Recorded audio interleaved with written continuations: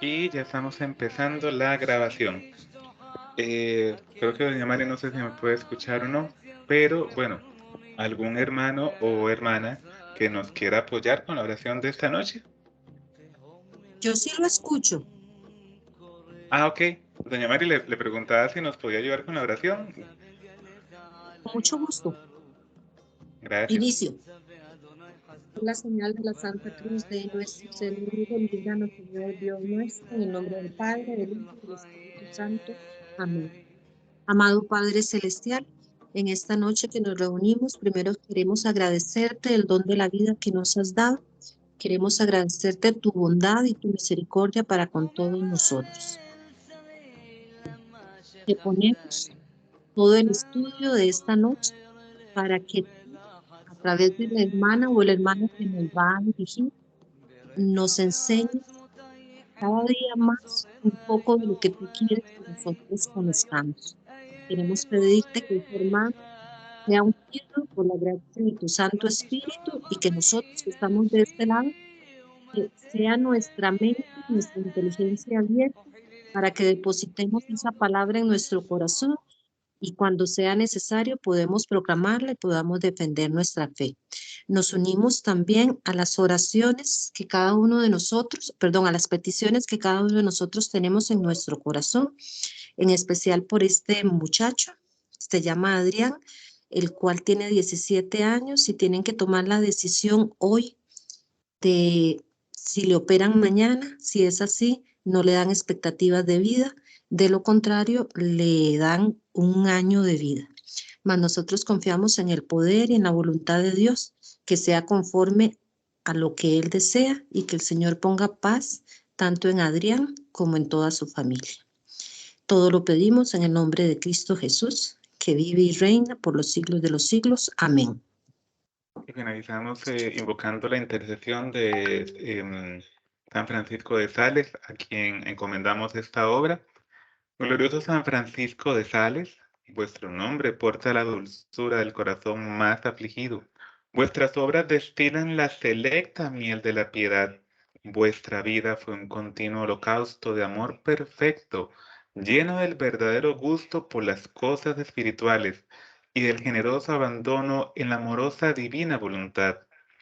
Enséñanos la humildad interior, la dulzura de nuestro exterior y la imitación de todas las virtudes que has sabido copiar de los corazones de Jesús y de María. Amén. En nombre del Padre, del Hijo y del Amén. Espíritu Santo. Amén.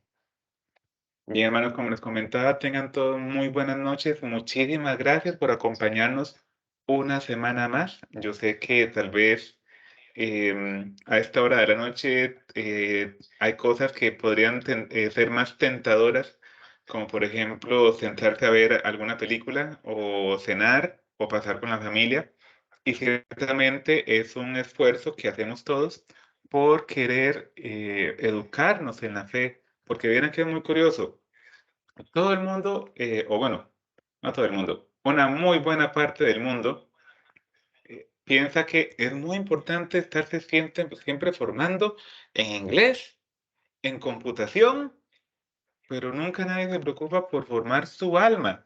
Y nos preocupamos los que hemos tenido la dicha de pasar por las aulas universitarias, nos preocupamos por sacarle la licenciatura y luego la maestría, y los que pueden inclusive son doctorado, y ya no solo una carrera, sino hasta dos, y cuidado, y sino hasta tres.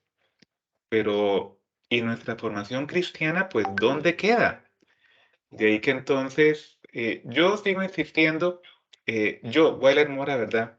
Yo tiendo a hacer un cambio en la Sagrada Escritura y por supuesto esto no están obligados a creerlos, pero yo siempre he dicho que en lugar donde dice que muchos son los llamados, pero pocos los escogidos, yo he pensado que debería decir, y nuevamente interpretación mía, que muchos son los llamados, pero pocos los decididos, porque ciertamente el Señor nos llama a todos, pero son muy pocos los que realmente se deciden. Tanto es así que voy a comentarles, a ver si los números no me fallan. Tenemos 1, 2, 3, 4, 5, 6, 7, 8, 9, 10, 11, menos 2. Tenemos 9 de ustedes que están ahorita conectados y el curso lo iniciamos como con 25. Pero bueno, son cosas que siempre ocurren.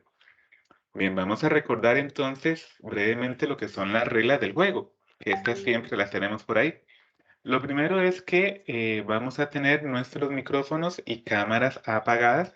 Yo la tengo abierta en estos momentos, en esta parte introductoria, pero apenas comience el tema lo vamos a estar apagando. Esto para que no entren sonidos extraños, como alguien en otra habitación de la casa con el televisor a full volumen, el equipo de sonido del vecino, alguna motocicleta que pase por ahí cerca de la casa o alguna ambulancia o por así. Lo segundo es que vamos a dejar las preguntas, en esta ocasión en particular, las vamos a hacer de una vez, de inmediato. ¿Por qué? Porque resulta, sucede y acontece que el hermano que nos iba a acompañar originalmente para este tema me indicó ayer que no va a poder acompañarnos y la razón es que el hermano trabaja por el lado de San José, pero vive en Cartago. Y para los que conocen la zona, podrán saber de que allí hay ciertas obras que se supone debían haber terminado como hace un año, creo, pero ya sabemos cómo es todo en Costa Rica y hermano Huáscar, ahí me dirás en República Dominicana. Pero aquí las cosas tienden a alargarse.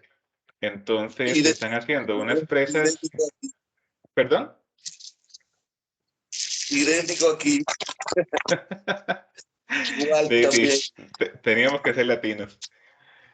Em, bueno, entonces se están haciendo unas presas kilométricas y el hermano me dijo, bueno, la verdad es que yo con mucho gusto, pero por estos trabajos que están haciendo iría llegando a mi casa apenas como a las 8 de la noche.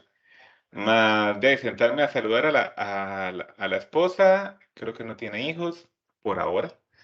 Cenar, comerse algo y ya sentarse a dar el tema, definitivamente no lo logra. Entonces, en esta ocasión, yo voy a ser el que les comparta este tema, que eh, valga decir, cuando en el ministerio estamos en la planeación de los temas y quién los va a dar, usualmente ponemos los nombres de todas las personas que eventualmente podrían dar un tema en caso de que el hermano principal, el titular, no lo pudiera. Y casualmente de este tema estábamos él y yo nada más como los que nos podríamos echar al agua para este tema en particular. Y ahorita les voy a comentar algo, por cierto. Pero bueno, entonces las preguntas las vamos a hacer al chat. Nada más recordarles que en el punto número 3 que damos siempre una bienvenida a la sana discusión, pero énfasis en sana discusión. Pero eso nos lleva al punto 4 que, eh, pues bueno, por consideración a todos, que ya es horas de la noche, 7 de la noche en Costa Rica, 9 de la noche en República Dominicana, y no sé si hay un hermano de México que esté por ahí, no se haya presentado todavía, pero sé que en México tienen como dos zonas horarias distintas. Entonces, bueno, por respeto a todos, eh, las preguntas que tal vez sean como directas, concretas y al grano, a lo que vinimos. Para extendernos un poquito más, damos el espacio final el domingo y por cierto, comentarles también que mil disculpas por el domingo anterior, pero estaba tan ocupado entreteniendo a una niña de 8 años, creo que es lo que tiene, que estaba de visita el domingo en mi casa y se me fue por completo el tiempo. Hasta que me acordé a las 2 de la tarde, 2:30 de hecho. Oh, por Dios, tenía que abrir el chat. Pero bueno, aunque vi que nadie hizo así como alguna duda, pregunta, comentario en el chat, pero bueno, igual eso se vale. Tal vez reconocimiento del hermano Alonso que todo quedó bien clarito, clarito, clarito. Ojalá todo quede igual de clarito como el tema de esta noche. Requisito para participar el domingo es haber escuchado previamente el tema. El tema, de hecho, ya está grabado de ediciones anteriores del curso de apologética. Está en nuestro sitio web defensacatólica.com. Ahora yo por el chat de WhatsApp les voy a compartir el enlace directo. De hecho, hoy vamos a revisar el sitio web un momentito. Y entonces, como usualmente lo hacemos, vamos a definir un espacio de 2 horas el domingo y como esta noche tengo el gusto de ser yo el que les comparte el tema, voy a definir un espacio de 8 a 10 de la mañana, hora de Costa Rica, de 10 a mediodía en República Dominicana. Esta nota en particular no se aplica esta noche, ya me la han escuchado en otras ocasiones, no está en la presentación, entonces vamos a omitirla. Recordarle nuevamente que el Señor nos ha llamado a ganar almas y no tanto a ganar discusiones. Y especialmente, como yo le digo siempre a los hermanos que nos acompañan, no agarrarse a bibliazos y en particular con el tema que nos convoca esta noche, que es el canon bíblico. Entonces, se vale decir al final del curso que no recuerdan nada excepto esto. Si ya recuerdan esto, aprobaron el curso. Recordarles también que todos ustedes se han embarcado en este curso, bueno, y lo digo embarcado, no sé si en República Dominicana tiene el mismo significado, o en Nicaragua o en México, pero esa forma de broma, pero sí, en parte de broma, en parte en serio, recordarles que, bueno, al que mucho se le ha dado, mucho se le dará. Esta es la razón que nos impulsa a todos los en el ministerio, pues, a querer sacrificar este ratito, no solo de estar aquí inclusive, sino pues en la preparación previa que requiere cada uno de los temas y en sí todo el curso, que lo hacemos con todo el amor del mundo porque sabemos que no es para vanagloria nuestra, sino es nuestro granito de arena en la construcción del reino de los cielos, y esto es lo que queremos transmitirles a ustedes, que así lo mencionamos en algunas ocasiones durante la oración, que ojalá este momento que compartimos como hermanos en la fe no se quede solo en una experiencia intelectual, sino que pueda trascender más allá de nuestras mentes, incluso de nuestro espacio, nuestro círculo, y se pueda ampliar. Y nuevamente, especialmente con el tema que nos convoca esta noche. Donaciones, si alguien tiene la amabilidad y la gentileza de hacernos alguna donación. Recordar nada más que siempre la primera donación que mucho agradecemos es una oración por todos nosotros, porque vieran cómo nos atacan. Eh, y lo otro es que ya si alguno tiene la gentileza, según la medida de sus posibilidades, de hacer una donación material, pues bueno, en defensacatólica.com/donaciones está la información. Comentarles de que, por cierto, ahorita estamos con el proyecto, aprovechando que entre octubre y noviembre está la temporada de descuentos en varios comercios. Queremos ver si podemos comprar, aunque sea ahí a paguitos, un nuevo proyector o videobeam, porque el que teníamos dos y uno nos lo robaron y el otro dejó de funcionar.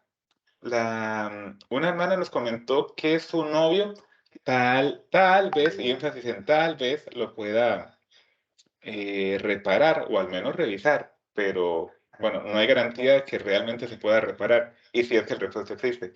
Tenemos este proyecto de poder adquirir un proyector en videobeam para nuestras clases presenciales, que ya gracias a Dios una parroquia nos ha abierto las puertas. Estamos en gestiones con otras parroquias, pero bueno, será en el momento que el Señor así lo indique. Y sin más que decir, entonces vamos a empezar con el tema de esta noche. Y el tema que nos convoca esta noche, les comentaba, es el canon bíblico. Vamos a empezar por algo, que es un canon. Bueno, actualmente puede tener dos definiciones. La primera es como un tipo de impuesto que pagan algunas empresas a un ente regulador. Por ejemplo, nuestros hermanos taxistas, ellos tienen que pagar un canon a la ARECEP. Esta empresa holandesa APM Terminals, ellos tienen que pagarle un canon o un tipo de impuesto a Habdeba y así por el estilo. Pero en nuestro caso, un canon bíblico, ¿a qué se refiere esto? Bueno, y por cierto, no apagué la cámara. Ahora sí. Un canon bíblico, ¿a qué se refiere? Bien, es una lista de libros. Y ahora vamos a entrar, ahora sí, en el detalle de esto. Vamos a empezar por unos aspectos preliminares, recordando algunos elementos sobre la Sagrada Escritura. Empezando porque cuando hacen esta pregunta a los niños, ¿verdad? ¿Qué fue primero, el huevo o la gallina? Entonces, en este caso, ¿qué fue primero, la iglesia o la Biblia? Pues bueno, primero fue la iglesia. Porque hay personas muy bien intencionadas, pero como dice Oseas 4:6, que mi pueblo perece por falta de conocimiento. Hay personas que creen literalmente que la Biblia cayó del cielo. Pero bueno, así no fue. Fue primero una iglesia que, por la fe de la iglesia, es que fruto de varios encuentros, muchas discusiones teológicas, eh, se llega al fruto de la Biblia que vamos a ver dentro de unos momentos. Por cierto, no les comenté algo que les dije que les iba a comentar. El tema del canon bíblico, cuando estábamos haciendo la distribución de los temas en el ministerio, tenemos como áreas. Está la parte de los sacramentos, que vamos a entrar en un par de semanas. Está la parte de Mariología, donde ahí tenemos como 2 o 3 hermanas que siempre se pelean, en el buen sentido, por dar esos temas, porque tienen un gran amor a la Virgen Santísima. Y está la parte bíblica, donde algunos tenemos un gusto en particular. Bueno, pues para comentarles, yo soy ingeniero en computación de profesión, pero actualmente me encuentro sacando también la carrera de Ciencias Teológicas en la Universidad Católica de Costa Rica. Em, ya cuando se completa el bachillerato y la licenciatura, ahora que hablábamos sobre los estudios de posgrado, que muchos buscan seguir estudiando inglés en computación y otros títulos más adicionales, pues en las ciencias teológicas, en algún momento también hay que decidirse por qué camino tomar. Y en mi caso en particular, estoy apuntándole mucho a lo que es la parte bíblica. Entonces, cuando estamos en la distribución de los temas en el ministerio, está la parte bíblica y así como tenemos hermanas que se pelean en buen sentido de la palabra por los temas marianos, habemos otros que nos peleamos por los temas bíblicos. Entonces, cuando el hermano me dijo que no iba a poder dar el tema, yo, hermano, vieras cuánto lo siento por vos, pero que he dicho por mí que voy a tener la oportunidad de compartir de algo que realmente pues, nos gusta a muchos. Entonces, ahora sí, después de esa introducción, y de haber pasado los temas preliminares, vamos a empezar por esto. La revelación. Dispuso Dios en su sabiduría, y nos lo dice el Catecismo de la Iglesia Católica en el numeral 51, que dispuso Dios en su sabiduría revelarse a sí mismo. Y gracias a Dios que lo hizo, porque el hombre, por el simple uso de su razón, si bien podría comprender muchas de las cosas de Dios, no podría llegar a comprenderlo al mismo nivel al como lo comprendemos hoy, que inclusive no es todo. Vamos a ver. Si una persona dice que comprende a Dios y entiende a Dios, por más teólogo que sea, le está mintiendo. ¿Por qué? Porque un ser finito, una criatura de intelecto finito, no puede, con sus capacidades finitas, comprender a un ser que es infinito y eterno. No se puede. De ahí que entonces Dios, consciente de esta limitación que tenemos como criaturas, comprendiendo de que por el solo uso de nuestro intelecto no podríamos llegar a conocerle como le conocemos a hoy y que inclusive no es de forma completa, él dispone revelarse a sí mismo y dar a conocer el misterio de su voluntad. ¿Y cuál es la voluntad de Dios? Que el hombre se salve. Mediante el cual los hombres, por medio de Cristo, el Verbo encarnado, tienen acceso al Padre en el Espíritu Santo y se hacen consortes de la naturaleza divina. Un momentito, hermanos, por favor.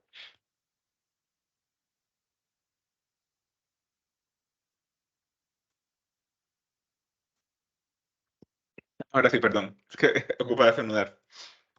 Bien, entonces, conociendo cuál es el destino de Dios, que Él quiere que los hombres se salven, y también nos dice el Evangelio según San Juan, creo que era el capítulo 1, versículo 17. En esto consiste la vida eterna, que te conozcan a ti, único y verdadero Dios.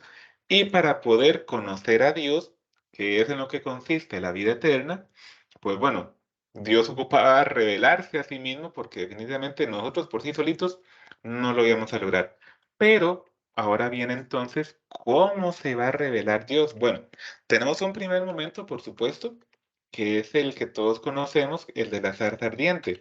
Pero no se queda Dios solo en esto, sino que ahora pasamos a la inspiración bíblica. ¿Y qué significa la inspiración bíblica? Bueno, esto no es, yo les comentaba que hay hermanos que tal vez muy bien intencionados, pero nuevamente, Oseas 4:6, mi pueblo perece por falta de conocimiento. Algunos hermanos creen que la Biblia cayó del cielo, y no es broma. No es broma que lo creen. Otros hermanos piensan que el Espíritu Santo estaba como sentado a la par del agiógrafo, palabrita nueva que tenemos por acá, que simplemente el agiógrafo es el autor sagrado o el escritor sagrado más bien, porque el autor es Dios, pero el escritor es una persona de carne y hueso. Algunas personas creen que el Espíritu Santo o Dios en sí está ahí sentado a la par dictándole lo que tiene que escribir. Y pues realmente no. Eh, entonces vamos a ver. La inspiración bíblica significa que Dios, autor principal de las escrituras, a través de su Espíritu Santo, ilumina la inteligencia del agiógrafo, o es decir, del escritor sagrado, quien en su libertad escribe aquello que Dios quería. ¿Por qué? Porque por supuesto, por ejemplo, San Pablo, cuando él está escribiendo sus cartas, jamás en la vida va a pensar que lo que él está escribiendo en su libertad a comunidades de cristianos iba a ser luego catalogado como divinamente inspirado. Y ahora que tomamos el ejemplo de San Pablo, hay que tener en cuenta también otras circunstancias, como cuáles son, que bueno, el agiógrafo, el escritor sagrado, él escribe según su tiempo, escribe según las circunstancias y escribe pensando en sus destinatarios. San Pablo no escribió pensando en que 2000 años después íbamos a seguir leyendo las cartas que él escribió para otras personas, que ni siquiera fueron para nosotros, estaban dirigidas a otras personas. Pero bueno, esta es la inspiración divina. Ahora, por supuesto, y lo que comentábamos ahora, que hay que tomar en cuenta lo que es la libertad del agiógrafo del escritor, lo que son las circunstancias propias del momento histórico en el cual se escriben las cosas, los textos sagrados, tener en cuenta el destinatario al cual se escribe, pues pueden haber inerrancias bíblicas o lo que son inexactitudes o limitaciones. Se pueden encontrar así errores productos de limitaciones de la época, pero aún así el mensaje de la escritura es el mensaje de salvación de Dios a su pueblo. Por ejemplo, algunos biblistas han mencionado que San Lucas se equivoca en algunas direcciones con respecto a algunos lugares. Sin embargo, esto aún así el, no quita el mensaje de salvación de Dios para el pueblo. Otro ejemplo clásico, que San Pablo le recomienda, y aquí me perdonan, pero no sé por qué razón hasta el día de hoy se me confunden Tito y Timoteo. Pero bueno, alguno de esos dos, San Pablo le recomienda que tome vino para su dolor de estómago. Igual, eso con el conocimiento médico que tenemos en el 2022, posiblemente le hubiéramos recomendado alguna otra cosa totalmente diferente, no tomar vino, pero bueno, esa era eh, el conocimiento o la cultura propia de un lugar y de una época.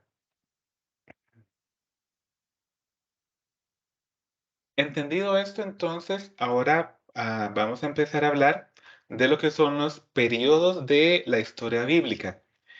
Quisiera hacer un énfasis de que, bueno, ¿por qué estamos hablando de la historia de la Biblia en el tema del canon bíblico? De cómo es que se componen los, eh, los 66 o los 73, y ahora vamos a ver esa diferencia, libros que componen la Santa Biblia. Bueno, porque para entender cómo se llegó a eso, hay que entender cómo se fueron escribiendo cada uno de los libros.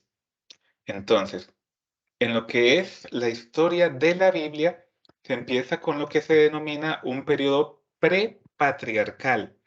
Esto es básicamente todo lo que existía, de lo cual la Biblia, al menos, porque pueden existir otros libros de texto de otras disciplinas humanas, como lo es la arqueología, pero en cuanto a Biblia, hay un periodo del cual no se tiene conocimiento.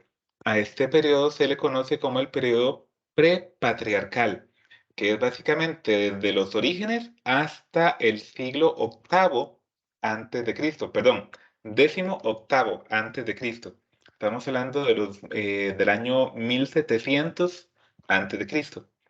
Después del periodo prepatriarcal, seguimos ahora sí con el periodo patriarcal, que comprende aproximadamente entre el año 1700 al 1500 antes de Cristo. Recordarles nada más, hermanos, que cuando se habla de fechas o de años antes de Cristo, pues los números van como retrocediendo o van disminuyendo conforme nos acercamos al nacimiento de Jesús. De ahí que entonces vemos de 1700 a 1500 y no al revés, de 1500 a 1700, porque vamos como retrocediendo, descendiendo o haciendo más pequeño el número. Entonces tenemos el periodo patriarcal del 1700 al 1500 antes de Cristo. Después de este, tenemos ahora sí el periodo egipcio, que se data aproximadamente entre el año 1500 y el 1250 antes de Cristo. Después tenemos el periodo tribal. ¿Cuál es este periodo tribal? Bueno, una vez que el pueblo de Israel ha logrado salir de Egipto, empieza lo que son la organización en tribus, y aquí podemos empezar a encontrar unos primeros narraciones sobre los famosos jueces. Y aquí tenemos un relato muy popular, que es el famoso relato de Sansón. Pues bueno, en este periodo tribal, entonces empezamos a encontrar libros como el de los jueces y el de los reyes. Y hablando de reyes, ahí pasamos con el siguiente periodo, el periodo davídico. Obviamente esto nos hace referencia al rey David. Aquí lo situamos entre los años 1050 al 900 antes de Cristo. Después seguimos con el periodo asirio del año 900 al 600. Hay que recordar que entre el periodo davídico y el periodo asirio ocurre la separación del pueblo de Israel. Ellos, por diferencias, conflictos entre el rey, no es el rey Salomón, es el que le sigue, se me olvida el nombre ahorita. Recuerdo que empezaba con R, pero se me va el nombre ahorita. Pero bueno, el rey que sigue después de Salomón, Roboam, en su reinado ocurre la separación de los reinos. Y entonces tenemos el reino del norte y el reino del sur, en el cual el reino del norte ellos le llaman el reino de Israel, y el del sur simplemente le llaman el reino de Judá.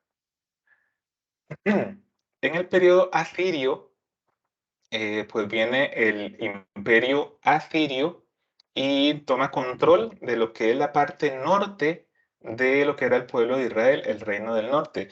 El reino del sur había de momento quedado salvo de esta conquista por este imperio, pero no se quedaron exentos, porque después ocurre el periodo babilónico.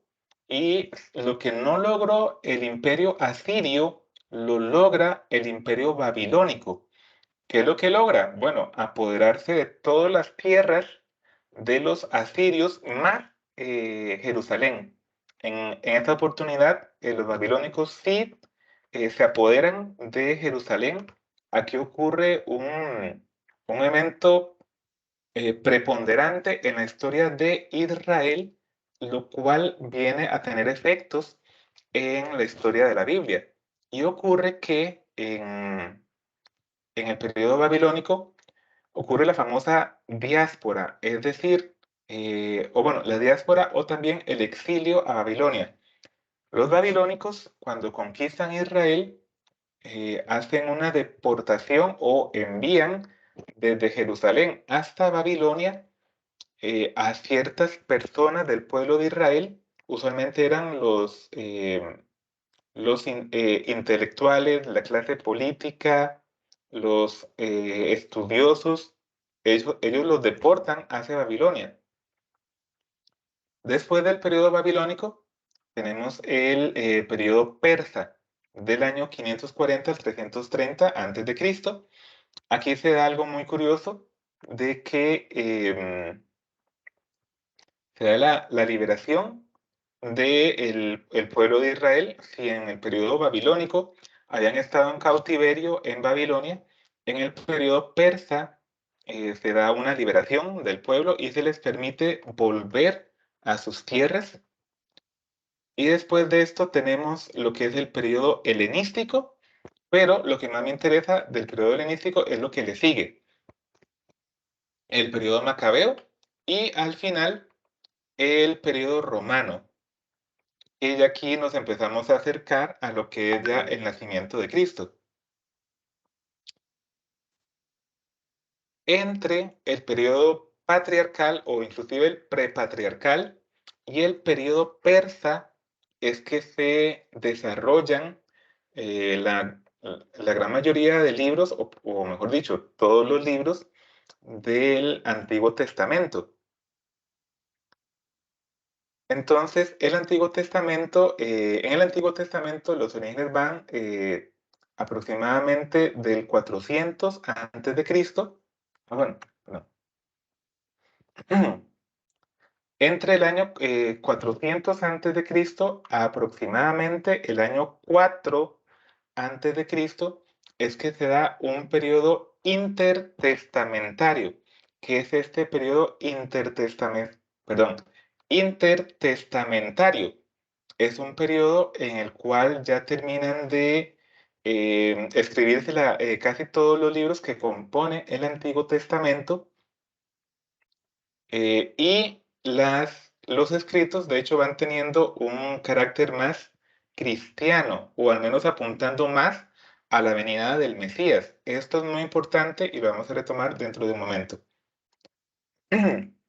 Y por supuesto, en el periodo romano, principalmente, es donde tenemos la escritura de la gran mayoría de los libros que componen el Nuevo Testamento. Ahora, este punto rojo, ¿por qué se pone acá? Bien, resulta, sucede y acontece que, aunque si bien en los periodos anteriores, en el periodo patriarcal, Egipto, tribal, davídico, asirio, eh, empieza a haber algún tipo o unos primeros escritos que trataban de documentar la historia de Israel, lo cierto del caso es que hay que tener en cuenta varios factores. El primero es que no todas las personas del pueblo saben leer y escribir, punto número uno, lo cual esto implica que el gran conocimiento del pueblo se transmite principalmente de forma oral. Esta es la vía de transmisión del conocimiento. E inclusive, si lo vemos desde esta perspectiva, cuando nuestro Señor Jesucristo envía a los apóstoles, Él les dice, vayan y anuncien la buena nueva a todos los pueblos. Él nunca les dijo, vayan y escriban. ¿Por qué? Porque nuevamente, la gran mayoría del pueblo no sabe leer ni escribir, aunque sí hay algunos, pero nuevamente son muy pocos. Y estos pocos son los que son exiliados a Babilonia.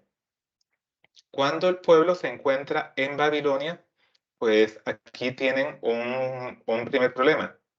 El primero es que están sin el templo. Hay que recordar que el primer templo de Israel, el gran famoso templo de David, que David quiso construirle a Dios y al final termina construyéndolo más bien su hijo Salomón. Pues bueno, el templo era considerado el lugar en la tierra donde está la presencia de Dios y por tanto la vida de Israel gira en torno al templo. Pero el imperio babilónico viene, conquista Jerusalén, destruye el templo y exilia o manda a Babilonia pues a toda la clase intelectual, que era poquita, del pueblo de Israel, los envía a Babilonia. Entonces, tienen el primer problema, están exiliados, no están en su tierra. Problema número dos, no hay templo. Entonces, ¿cómo seguimos desarrollando pues nuestra religión? Bueno, ahí entonces empieza la idea del libro. Es decir, Israel, al menos la clase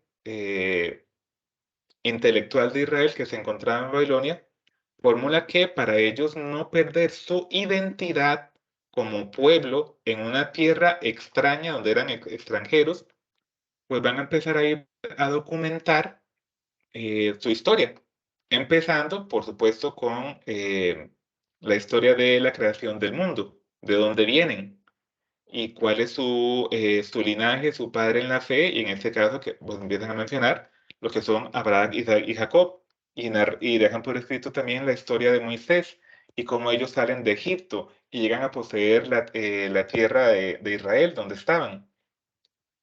Por eso, en la historia bíblica se resalta el periodo babilónico como el punto de inflexión donde a partir de ese momento Israel comienza a poner por escrito pues su propia historia.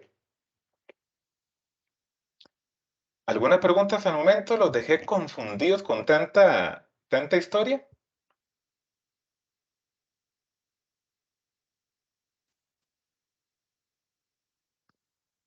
Bueno, No, está bien.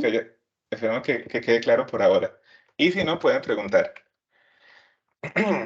Entonces les comentaba, la diáspora, en el año 587 a.C., el rey Nabucodonosor destruye el templo de Jerusalén y lleva cautivos al pueblo de Israel a Babilonia, pero la clase intelectual.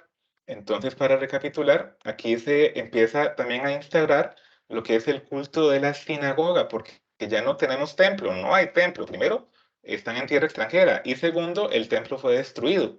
Entonces empieza lo que es el culto de la sinagoga y el culto del libro, que bueno, ni siquiera es libro como se conoce al día de hoy, eran papiros, no libros. Entonces, cuando el pueblo de Israel que se encuentra en Babilonia, que no tenía libros, solo tienen rollos, empiezan a dejar por escrito pues su historia, de dónde vienen, en qué es lo que creen. Por supuesto que el encuentro de Israel, en este caso en la persona de Moisés, con el Dios de Israel en la zarza ardiente, empiezan a dejar todo eso por escrito y definen lo que ellos llaman la Torá, que es lo que nosotros conocemos como Pentateuco. Si usted va a Israel y le habla a un judío del Pentateuco, le va a preguntar primero ¿y qué carajos es eso? Porque ellos conocen de la Torá, no de Pentateuco, aunque pues los libros son los mismos, son simplemente dos palabras para referirse a un mismo conjunto, a un mismo conjunto de libros. Estos se leen, estos 5 libros que vamos a citarlos, ¿verdad? Está el Génesis, el Éxodo, el libro de Números, Levítico y el Deuteronomio. Estos son los 5 libros que conforman la Torá. Y aunque si bien tenían definida la Torá, pues resulta que también ellos tienen algo más extendido que se llama la Tanaj. La Tanaj es lo que nosotros llamamos como Antiguo Testamento. Entonces, nuevamente, si alguno tiene la oportunidad, y si la tiene, pues me invita, ¿verdad? Si alguno tiene la oportunidad de viajar a Tierra Santa, pues ahí no le van a entender a usted Antiguo Testamento a menos que esté hablando con un cristiano. Si usted habla con un judío, le van a entender solo de Torah o de Tanaj, que es para nosotros el Antiguo Testamento. Pero hay que recalcar algo, no tienen exactamente una lista bien definida de aquí empieza y aquí terminan los libros que vamos a considerar como sagrados o divinamente inspirados. Bien, vamos a devolvernos un momentito por acá con la línea del tiempo, porque les comentaba también que en el periodo babilónico es donde empieza a escribirse con más fuerza, con más ganas, la historia de Israel. Si bien es cierto, existían algunos cuantos pocos escritos en los periodos anteriores, principalmente en el tribal. Lo cierto del caso es que el fuerte de la escritura de la Tanaj se da en el periodo babilónico. En el periodo persa, y aquí nos vamos a adelantar otra vez, en el periodo persa, durante el reinado de Ptolomeo II, viene Demetrio Falerón, que es el bibliotecólogo del rey de la famosa Biblioteca de Alejandría. Pues bueno, eh, tal vez no les comenté esto. Tanto Babilonia como Persia, perdón, ellos procuraban mucho mantener o retener o hacerse de las mentes más brillantes de los pueblos que ellos iban conquistando. Entonces, como ellos consideraban o tenían una gran estima al conocimiento de otros pueblos que pudieran incorporar a su propio conocimiento, y de ahí la famosa Biblioteca de Alejandría, eh, el bibliotecario de la Biblioteca de Alejandría, Demetrio de Falerón, le indica al rey Ptolomeo II que si se puede hacer una copia de la ley judía para tenerla en la biblioteca de Alejandría. Y pues, obviamente la copia no iba a ser en el hebreo, porque el hebreo solo lo hablaban los israelitas, iba a ser en griego. ¿Y por qué en griego? Porque era el idioma más utilizado de la época.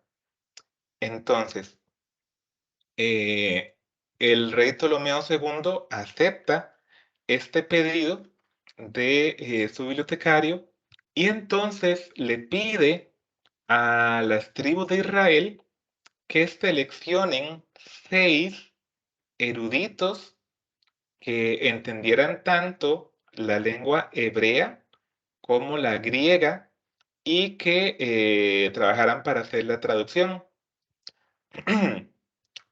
Aquí en esta imagen, de hecho, les muestro a la izquierda lo que es el texto, o bueno, un texto de la Tanaj en hebreo y su equivalente en griego.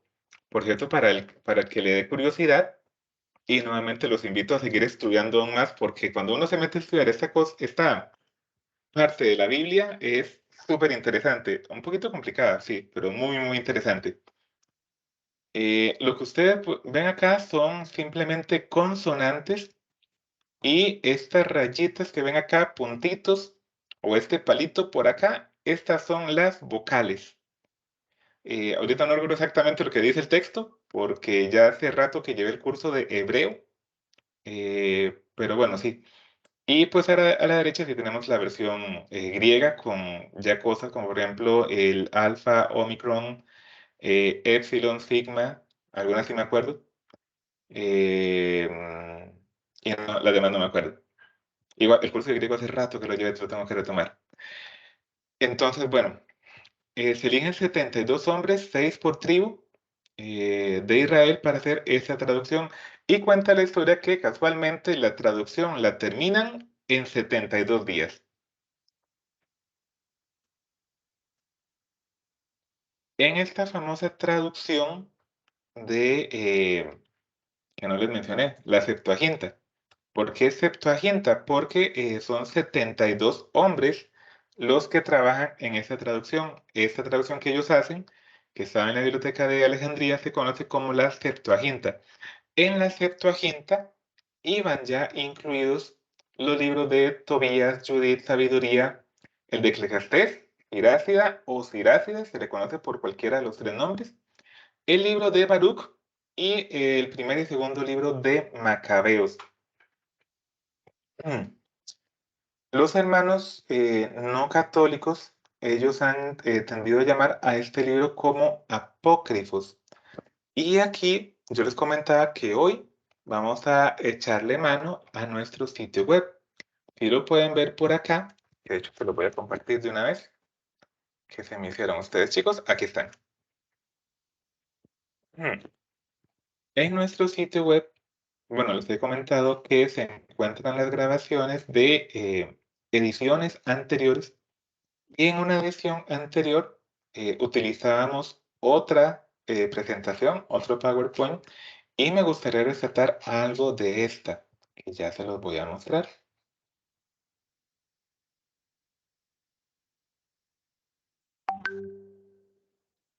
Es que se me hizo apócrifo.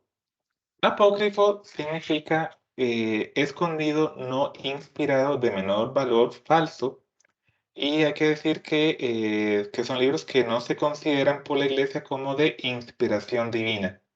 Ahora, ¿qué es el asunto con estos famosos 7 libros? Bueno, algunos hermanos nuestros cristianos de otras denominaciones tienden a considerar estos libros como apócrifos o como ocultos, pero esto no corresponde con la realidad. ¿Por qué? Porque apócrifo no necesariamente es que sea falso, sino que es oculto o que no se conoce sobre ese libro, no se conoce sobre su autor, nunca se le había escuchado mencionar, nunca fue utilizado a nivel del culto y la verdad es que no es cierto. Y ahorita más adelante vamos a ver que inclusive en lo que es el Nuevo Testamento se hacen varias referencias a estos famosos 7 libros, pero bueno. Los libros deuterocanónicos o los famosos 7 libros por los cuales reconocemos fácilmente si una Biblia es católica o no es católica, son estos famosos: el libro de Tobías, Judith, Sabiduría, Eclesiastés, que también en algunas ocasiones puede aparecer como Sirácida o Sirácides, el libro de Baruch y la primera y segunda de Macabeos. Por cierto, el libro de la sabiduría también a veces aparece con el nombre de eclesiástico.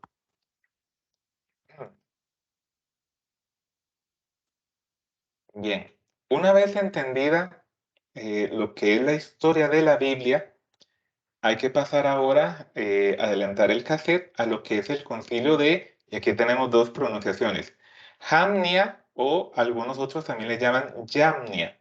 Como quiera que usted le guste pronunciar, tenemos este concilio que se desarrolla entre el año 70 y el 90 después de Cristo. Y recuerdan, les comentaba que cuando el imperio babilónico ingresa a conquistar el pueblo de Jerusalén, o lo que es el reino del sur, destruyen el templo. Ese fue el primer templo. Si recuerdan nuevamente la línea de tiempo, en el periodo persa, el rey les da libertad a los cautivos de que puedan regresar a sus tierras.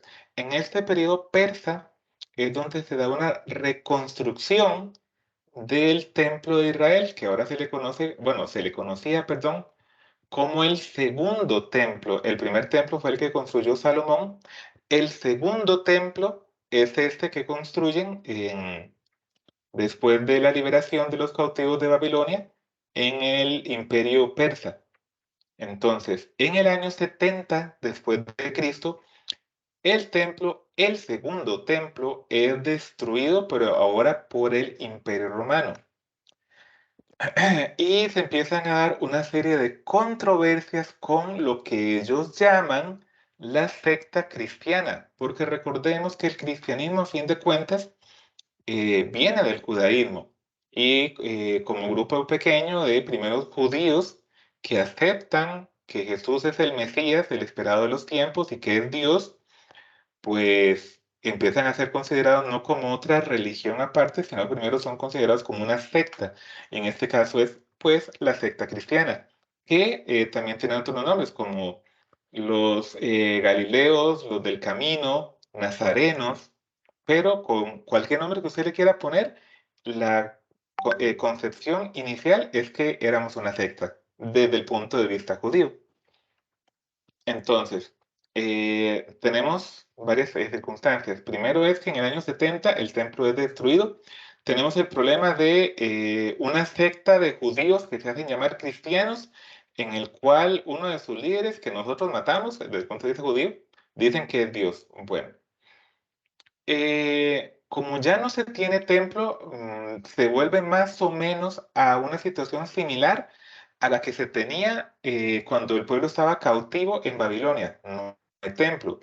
Y como les comentaba, pues la vida de Israel gira en torno al templo, porque se considera que ahí, en ese punto en la tierra, es donde está la presencia de Dios.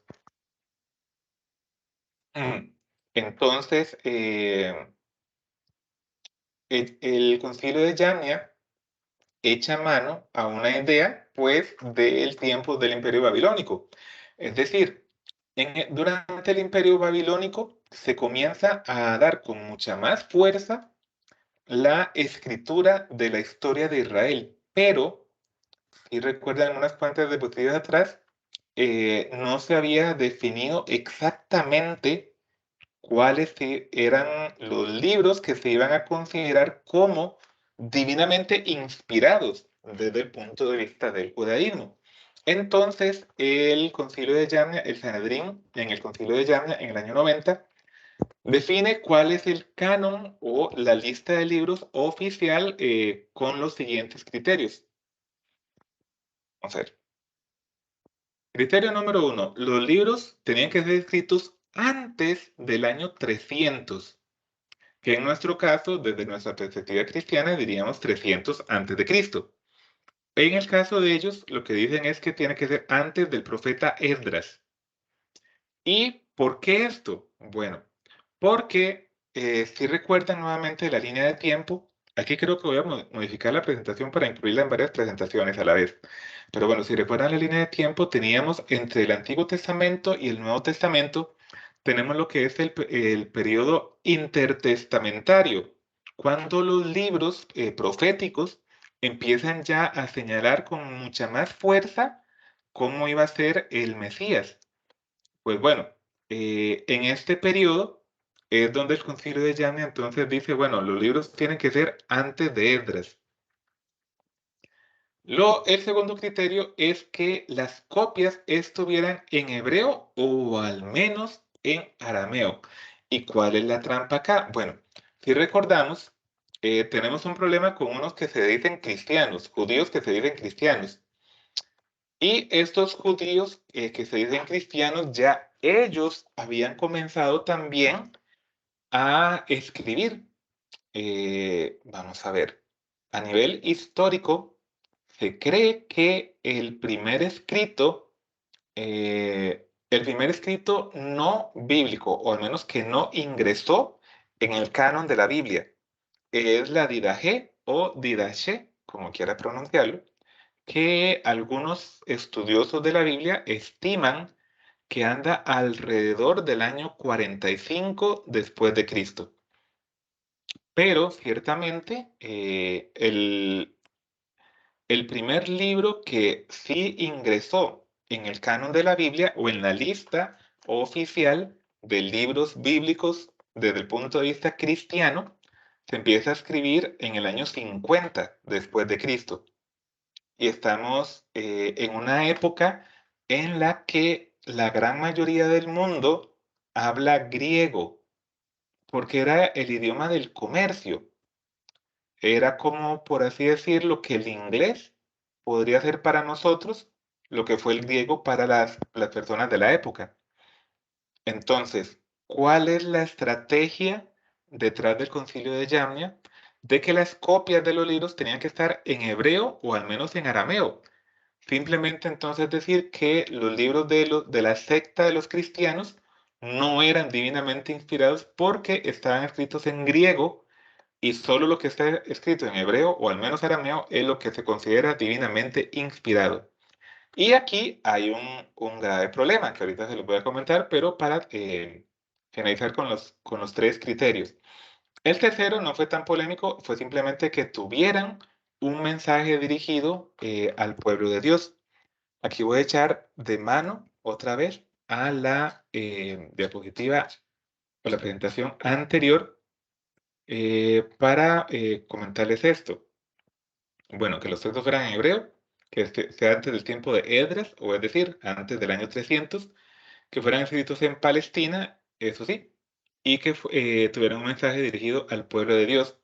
Con esto se eliminan los famosos libros deuterocanónicos, que si recordamos los deuterocanónicos, pues son estos 7 de acá, que el pueblo ya los utilizaba, nunca habían dudado de su canonicidad, porque se utilizaban en el culto, pero ocurrió un problema. Tengan en cuenta, hermanos, que para el año 90 después de Cristo, con la destrucción del segundo templo, pues mucho material, muchos rollos o papiros que el pueblo judío tenía, pues se perdieron durante la destrucción del segundo templo. ¿Y qué se perdió en esa destrucción del segundo templo? Bueno, los rollos en hebreo o arameo de esos famosos 7 libros. Cuenta la historia que los buscaron por cielo y tierra, por debajo de todas las piedras y no lo lograron encontrar. Pero como ya habían dicho que solo lo que estaba en hebreo, o al menos en arameo, era lo que era divinamente inspirado, y las únicas copias que tenían eran en griego, pues de no podían echarse para atrás. Y el concilio de Yamnia, entonces, quita de su canon, de su lista de libros, esos famosos 7 libros. Voy a ver si la presentación anterior también lo menciona. Y por esta parte no se preocupen que ya casi la vamos a ver con mayor detalle. Nada más quería ver si lo contenía. Si no, yo se los puedo comentar en un momento. Eso no es problema. No, no está. El famoso concilio de Yamnia, a su vez, proclama dos cosas más. La primera es que, nuevamente, para ellos, la secta de los cristianos es un problema, dan una controversia. Entonces el concilio de Yamnia define a Jesús, hombre, como un bastardo. Aquí hay que tener en cuenta nuevamente un tema de idiomas y de traducciones. Si en el 2022, que es cuando estamos dando esta clase, a alguien le dicen bastardo, tal vez lo que puede considerarse es que le están diciendo como un tonto o un idiota, pero inclusive en nuestro propio país, en Costa Rica, hace algunas cuantas décadas, si decían que alguien era un hijo bastardo, no era que le estaban diciendo tonto, lo que le estaban diciendo es que era hijo de madre soltera. Entonces, ¿a qué viene el caso de decir que Jesús era un bastardo? Decir que Jesús era un hijo de madre soltera. Y si en nuestra Costa Rica del siglo XX era socialmente mal visto que una mujer fuera madre soltera, imagínense ustedes para la época de Jesús, decir que él era hijo de una madre soltera. Eso es lo primero. Y lo segundo, el concilio de Yamna también define que los cristianos son anatemas. ¿Y qué significa la palabra anatema? Malditos. Seguimos entonces. Les comentaba que los cristianos ya habían comenzado a hacer algunos escritos, pero hay que tener en cuenta que hasta el año 313, la iglesia, en este caso la iglesia cristiana, era perseguida, y su mayor interés no era tanto en ponerse a escribir como en sobrevivir de las persecuciones que en este caso provenían del Imperio Romano. De ahí pues se recuerda a nivel histórico lo que es el tiempo de las catacumbas, cuando los cristianos se tenían que reunir en cuevas o inclusive hasta en, ay, se me fue la palabra, cementerios, pero no como los conocemos en la actualidad. De hecho, sí creo que es la palabra catacumbas. Que antes de los muertos se les enterraba no tanto bajo tierra como en la actualidad, sino en cuevas o en piedras. Entonces, hasta el año 313, la iglesia era perseguida y el mayor interés de la iglesia era sobrevivir, no tanto escribir. Pero con el famoso Edicto de Milán, que ha sido muy mal entendido, por cierto, eh, se da la libertad no solo a los cristianos, sino a todos los pueblos que componían el Imperio Romano a la libertad de culto. Entonces, como ahora sí, ya los cristianos no tienen que andarse preocupando por esconderse, por hacer sus cultos en catacumbas o cuevas, porque los estaban persiguiendo, ahora sí, ya con la tranquilidad del mundo podemos sentarnos a definir lo que va a ser nuestra doctrina. Y de las primeras cosas que se van a definir es precisamente, bueno, ¿qué vamos a considerar como libros divinamente inspirados? Entonces, nótese que el Edicto de Milán es en el 313. De aquí brincamos a lo que es ahora el año 382 después de Cristo. Y vamos con lo que es el Concilio de Roma. El Concilio de Roma dice asimismo parte de las conclusiones, y esto, para el que guste corroborar fuentes, se puede encontrar en un libro que se llama el Dethinger, que básicamente es como un compilado de varios documentos de la Iglesia, tanto desde los primeros siglos hasta donde se ha podido tener registro, porque nuevamente los procesos de resguardo de los documentos no es como los conocemos en la actualidad. Muchos documentos se han perdido a lo largo del tiempo. Es más, les voy a comentar algo personal.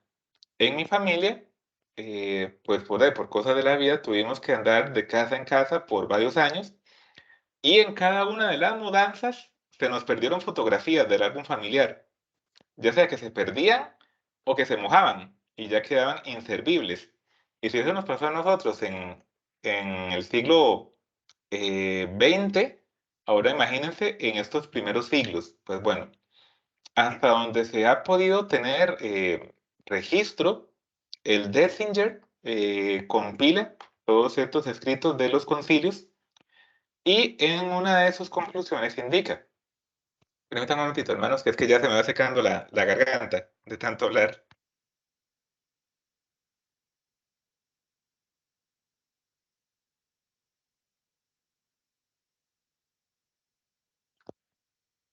Ay, qué rico té de manzanilla.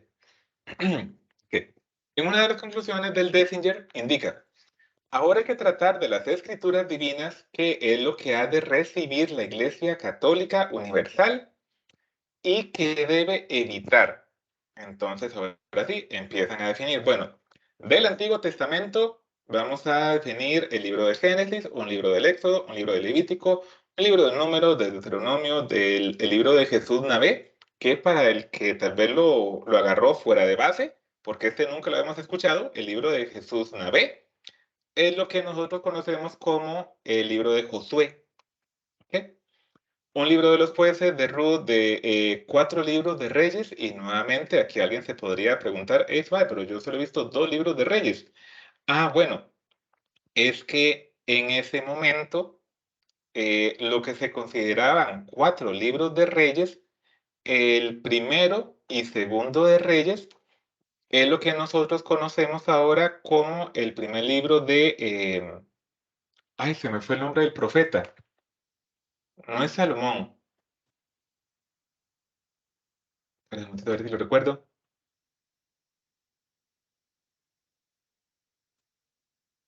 Bueno, no me voy a quedar con el clavo y vamos a abrir la Biblia. Ya que estamos hablando de la Biblia, pues vamos a preguntarle a la Sagrada Escritura. Puedo crear con ese, pero se me fue ahorita el nombre. Samuel. Lo que en el Concilio de Roma conocían como Primera y Segunda de Reyes, es lo que en la actualidad nosotros conocemos como Primera y Segunda de Samuel, que si bien el título del libro es el que cambia, porque al final, pues los estudiosos de la Biblia encuentran que entre el 1 y 2 y 3 y 4 hay como distintos estilos de escritura, por lo cual se concluye que no pueden ser el mismo autor.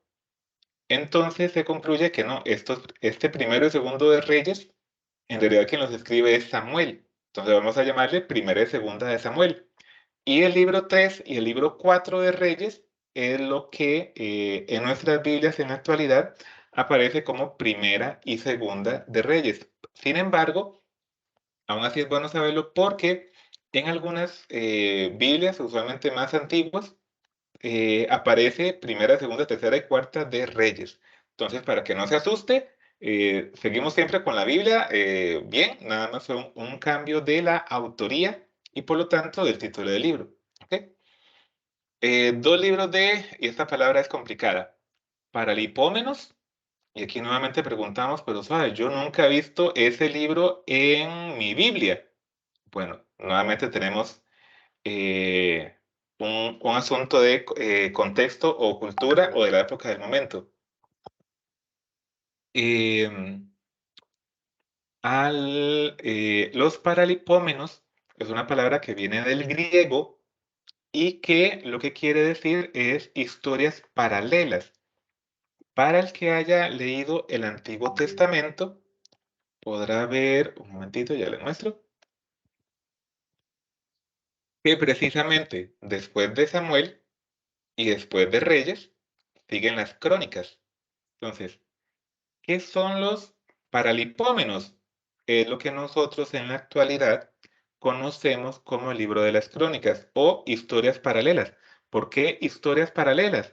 Porque el que haya leído crónicas podrá ver que más o menos vuelve a contar otra vez, pero desde otra visión paralela, las historias de los reyes del pueblo de Israel.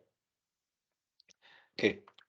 Un libro de 150 salmos, tres libros de Salomón, que son los Proverbios, Eclesiastés, y un libro del Cantar de los Cantares, igualmente un libro de la Sabiduría, y un libro de Eclesiástico que futuramente también le van a ser asignados o asociados como autoría a Salomón.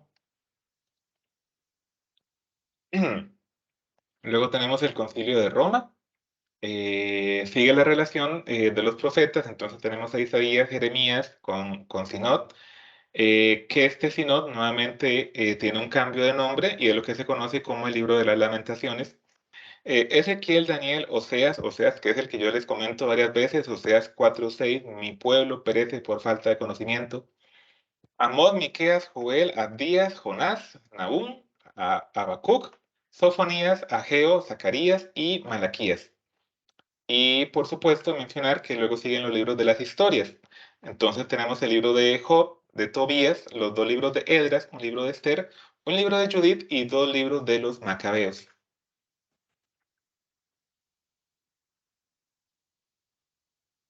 Mm. Bueno, y ahora pasando con lo que es el Nuevo Testamento, el Concilio de Roma entonces define como Nuevo Testamento un libro de los Evangelios de Mateo, de Marcos, de Lucas y de Juan. Luego siguen las epístolas del apóstol Pablo, que son 14, bueno, en ese momento 14, una a los romanos, dos a los corintios, una a los efesios, dos a los tesalonicenses, una a los gálatas, a los filipenses, colosenses, Timoteo, Tito, Filemón y a los hebreos. Bueno, nótese que aquí, por cierto, quedó por fuera una corrección que tenemos que hacer, las otras cartas, lo que son las cartas de los otros apóstoles, las de Santiago, las de Pedro, las de Judas, las de Juan y el Apocalipsis de Juan también.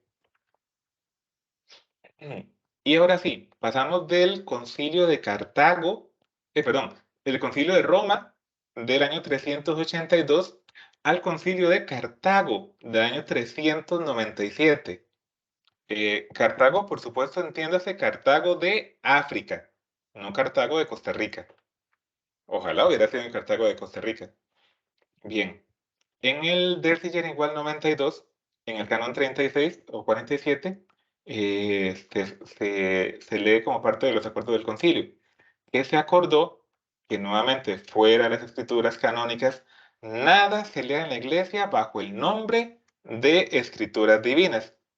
Y ahora sí, empieza otra vez, como que le da énfasis o lo confirma nuevamente cuáles van a ser lo que se considera como escrituras sagradas. Y nuevamente, pues, de casi que todos los que les comenté antes. Igual con el Nuevo Testamento, los Evangelios, los Hechos de los Apóstoles. Nótese que ahora sí ya pasamos de 14 a 13 epístolas de Pablo. Ahora sí tenemos las de Pedro, las tres de Juan, Santiago, Judas y el Apocalipsis. Sobre la confirmación de este canon, consúltese también la Iglesia Transmarina, es decir, que ya estaba teniendo más fuerza o licitud. Y hablando de licitud, dice que entonces que sea licitud también leer las pasiones de los mártires cuando se celebran sus aniversarios. Y por supuesto, aquí aniversarios, entiéndase, su aniversario de martirio. Y han puesto atención o detalle a lo que es la celebración de los mártires o de los santos en la iglesia, la iglesia lo recuerda en el día de su muerte. ¿Por qué el día de la muerte? Porque se considera que el día de la muerte en la tierra es el día de nacimiento allá en el cielo. Por eso la iglesia lo recuerda en ese día de la muerte y en sus aniversarios. Indica el Concilio de Cartago que es lícito también leer las pasiones de los mártires, o bueno, de los santos. Y bueno, habiendo visto ya el Concilio de Roma del año 382, habiendo visto ya el Concilio de Cartago del año 397, ahora sí, viene la pregunta. ¿Qué criterios utilizaron para definir cuáles iban a ser los libros? Para el Antiguo Testamento esto fue facilísimo. Simplemente dijeron la Septuaginta, pero también que tuviera uso en el culto y que tuvieran uso en los escritos del Nuevo Testamento, que sí. De hecho, ahorita vamos a ver cómo también se referencia en el Nuevo Testamento, los deuterocanónicos. Para el Nuevo Testamento, pues que fuera de origen apostólico. Y aquí entiéndase, no tanto que fuera escrito por un apóstol, porque ciertamente tenemos, por ejemplo, el Evangelio de Marcos y el Evangelio de Lucas, o bueno, más propiamente hablando, el Evangelio según San Marcos y el Evangelio según San Lucas, ninguno de estos dos fue apóstol, pero sí fueron discípulos de los apóstoles. Entonces, esos todavía se consideran como de origen apostólico. Que tuvieran un uso litúrgico, es decir, que fueran utilizados por las iglesias, no necesariamente que fueran utilizados en todas las iglesias, pero sí en varias de ellas, y que tuvieran coherencia y ortodoxia. Y aquí es bastante vacilón, porque ya cuando se empiezan a leer los textos que no ingresaron al canon, se empiezan a ver cosas como un poco más fantasiosas. Por ejemplo, bueno, anda por ahí el supuesto evangelio de Judas, Judas Iscariote, en donde él narra su visión bueno, que supuestamente narra su visión de lo que es la pasión de Cristo y dice que más bien Jesús le pidió en secreto, por aparte, que lo entregara y que las llaves del reino de los cielos no iban a ser para Pedro, sino para él. Existe otro, no recuerdo ahorita, había uno de los escritos que sí podemos decir desde nuestro criterio apócrifos, porque no se conoce ni siquiera su autoría, quién lo escribió, que cuentan que, por ejemplo, Jesús niño formaba como un tipo de aves o palomas de barro y que ya adquirían vida cuando él le soplaba. Cosas que son como un poco más fantasiosas. Y ni qué decir que este yo sí lo he leído, el Evangelio según Tomás, que ese tiene cada cosa que no se entiende. Aunque la letra estuviera legible, no se entiende francamente qué dice ahí, son un poco de cosas como palabras al azar. Entonces, que tenga coherencia y que tenga ortodoxia. Entonces, esos fueron los famosos criterios. Y vean qué curioso, cuando estamos hablando de precisamente la lista que componen la Biblia, entre católicos y protestantes, usualmente no tenemos mayor discusión en lo que es el Nuevo Testamento. Casi siempre la discusión es del Antiguo. Y aquí viene lo curioso. Si se confía en la autoridad que tuvo la Iglesia bajo la guía del Papa San Dámaso I, que es el que dirige los concilios, bajo la guía del Papa San Dámaso I, se define cuál va a ser la lista del Nuevo Testamento y no tenemos mayor problema en esto. Entonces, ¿por qué desconfiar nuevamente de la autoridad de la Iglesia? Y por supuesto, bueno, yo les comentaba de la guía del Papa San Damaso I, aquí en la tierra, pero en fe creemos que la Iglesia la mueve el Espíritu Santo.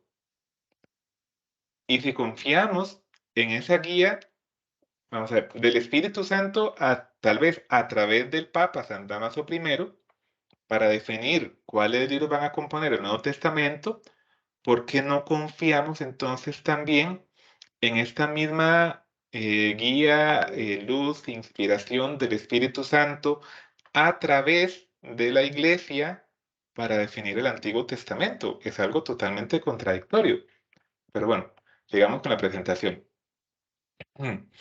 ¿Han escuchado hablar de la famosa, bueno, aquí tienen dos pronunciaciones, Vulgata o Búlgata? Yo en lo personal le digo Vulgata. Es la famosa traducción que realiza San Jerónimo del texto sagrado al latín. El nombre de Vulgata viene porque el latín se le llamaba como el lenguaje vulgar, porque era el que todo el mundo hablaba. Lo que en algún momento fue el griego, luego fue el latín y pues en nuestra época es el inglés. Eh, San Jerónimo era uno de los que precisamente tenía dudas sobre la canonicidad o sobre la inspiración divina de estos famosos libros. Entonces, él inicia traduciendo solo los textos en hebreo del Nuevo Testamento.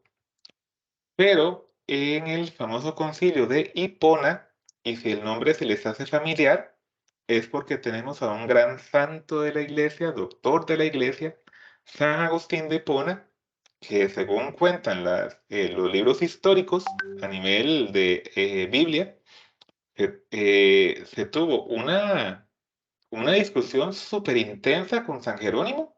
Ojo, la lucha de titanes en la fe y a nivel de doctrinal también, y teológico.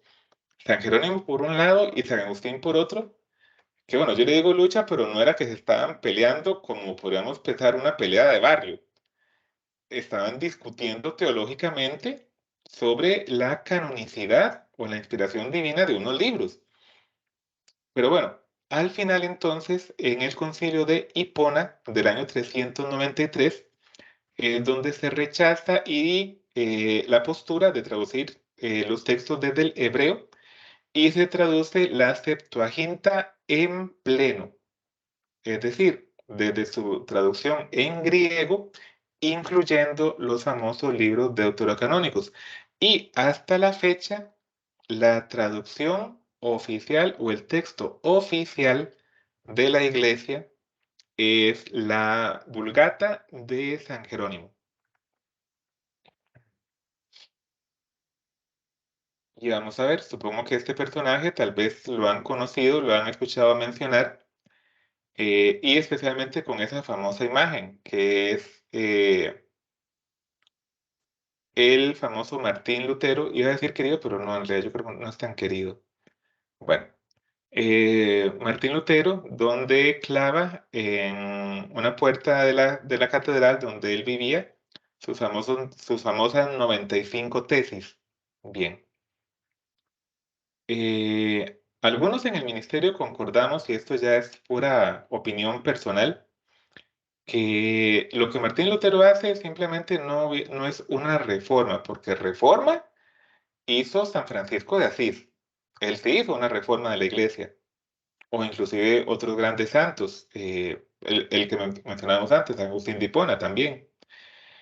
Martín Lutero lo que vino fue a hacer una división y un cisma, pero bueno.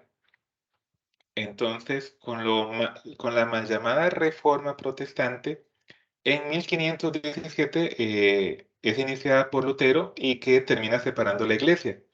Es muy curioso porque Martín Lutero, que bueno, él de tonto no tenía nada, él era un sacerdote agustino, doctor en teología. A veces dicen que estudiar tanta teología más bien como que quema el cerebro. Oren por mí, hermanos. En 1517, bueno, después de la separación de la iglesia, ya con los que le siguen, él dice que él pone en duda algunos libros tanto del Antiguo Testamento como del Nuevo. Y curiosamente, sobre lo que es el Nuevo Testamento, aunque si bien nos hemos enfocado en 7 famosos libros en el Antiguo Testamento, pues desde la visión de Martín Lutero, el Nuevo Testamento también contiene libros que no son divinamente inspirados, nuevamente, desde la visión de Martín Lutero. Tanto es así que en el prefacio al Nuevo Testamento él escribe, y esto se puede encontrar en el libro de Sam Leach Work, en la página 63, no, perdón, en la página, de la página 169 a la 170. Indica así en su prefacio del Nuevo Testamento. La epístola de Santiago es una epístola llena de, y ahí me disculpan la expresión, pero así es como lo dice, llena de paja, porque no contiene nada evangélico. Y luego sigue diciendo aún más.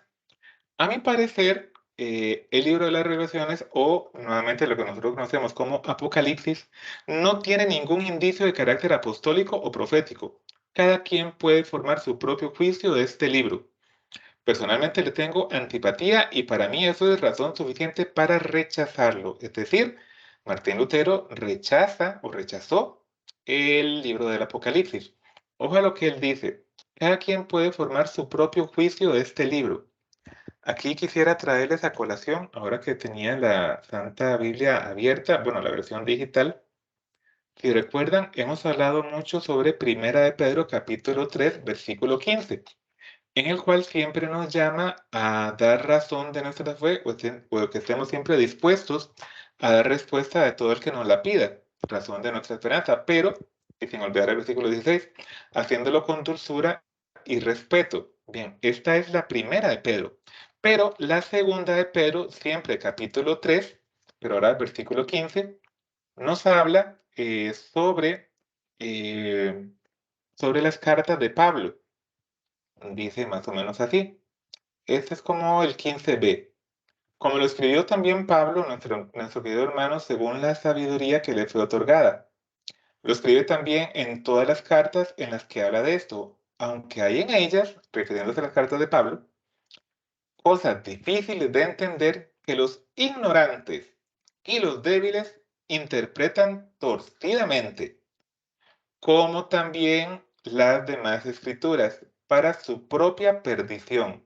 Ahora, hermanos, yo no sé ustedes, pero entre Martín Lutero, que me dice que cada quien puede formar su propio juicio de este libro, y el apóstol San Pedro, eh, quien recibe las llaves del reino de los cielos, y por así decirlo, bueno, lo vimos de hecho la semana pasada como la piedra o cimiento de lo que es la iglesia. Entre Martín Lutero y San Pedro, yo no sé ustedes, pero yo me quedo con San Pedro. Bueno, seguimos con el querido, entre comillas, Martín Lutero. Él desestima lo que son los concilios de Roma del año 382 y de Cartago en el año 397. Y en cambio acepta el canon judío de Yamnia. Si recuerdan, el famoso concilio de Yamnia es del año 90 después de Cristo, en el cual, además de llamarle bastardo a Jesús, es decir, hijo de madre soltera, con toda la repercusión social que podía tener el ser el hijo de una madre soltera, y de llamar a la secta de los cristianos como anatemas, es decir, malditos, también pues definieron que solo lo que estaba escrito antes del tiempo de Esdras o del 300 antes de Cristo, y solo lo que estaba escrito en hebreo o en arameo era divinamente inspirado. Entonces, ojo a lo que se está teniendo Martín Lutero.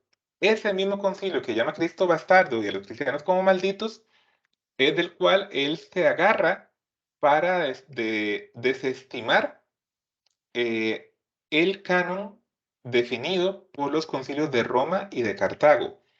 Y nótese que entre el concilio de Roma del 382 y el concilio de Cartago del año 397 han transcurrido 15 años. Y no crean que fueron 15 años de pura paz y amor. En esos 15 años hubo igual intercambio de cartas y documentos sobre la canonicidad de los libros.